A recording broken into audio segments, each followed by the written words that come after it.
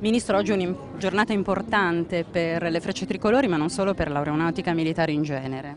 No, arrivando visto che è una grande festa di popolo e questo è un motivo di grande orgoglio per le Forze Armate.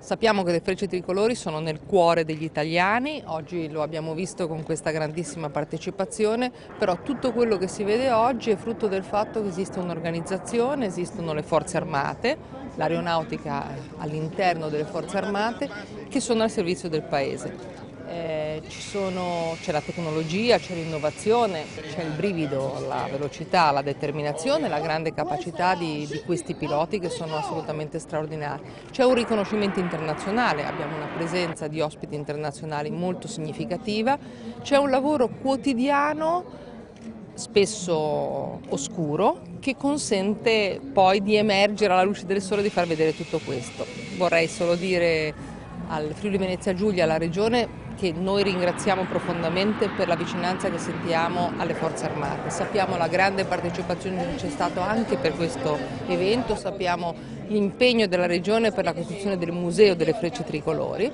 e anche la rapidità, grandissima dimostrazione di buona amministrazione con cui è stato realizzato questo museo.